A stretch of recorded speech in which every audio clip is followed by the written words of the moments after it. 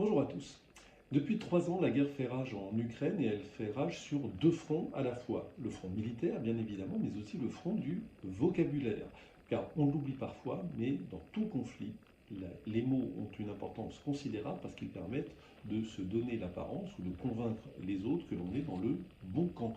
C'est ce que rappelle un livre très intéressant que je viens de lire, Les mots armes d'une nouvelle guerre, d'Amélie Ferret, qui explique effectivement ceci et qui illustre cette bataille du vocabulaire à travers le conflit en Ukraine. Ça a commencé dès le premier jour, hein. Souvenez-vous, quand Poutine envahit l'Ukraine, il déclare qu'il mène une opération militaire spéciale en vue de dénazifier l'Ukraine. Pourquoi dénazifier l'Ukraine? C'est une manière pour lui de s'inscrire dans la continuité de la Seconde Guerre mondiale quand Staline s'opposait à Hitler. Et donc, qu'y a-t-il de plus légitime que cela? Et pourquoi opération militaire spéciale? Eh bien parce que ça n'est pas une guerre dans la mesure où Poutine considère que l'Ukraine est une partie intégrante de la Russie, donc il ne fait que récupérer une région un peu récalcitrante qui a même déclaré son indépendance.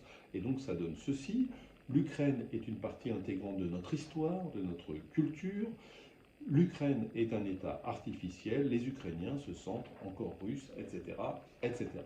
En face, Zelensky ne cesse de rappeler des choses qui lui paraissent évidentes. Premièrement, il a été élu, lui, contrairement à Poutine, dans des conditions en tout cas démocratiques, contrairement à Poutine.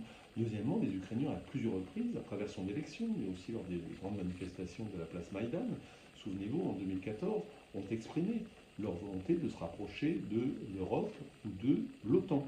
Et donc, Zelensky déclare, les Ukrainiens ont déjà choisi l'intégration européenne. Et l'invitation de l'Ukraine à adhérer à l'OTAN est nécessaire à notre survie. Et de fait, il semble avoir raison. Mais que répond Poutine en face?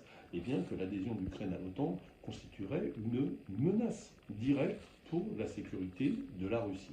Vous voyez à quel point la bataille de l'opinion se joue régulièrement. Qui va arbitrer ce conflit? On le sait bien, il y a un arbitre très influent qui sont les États-Unis.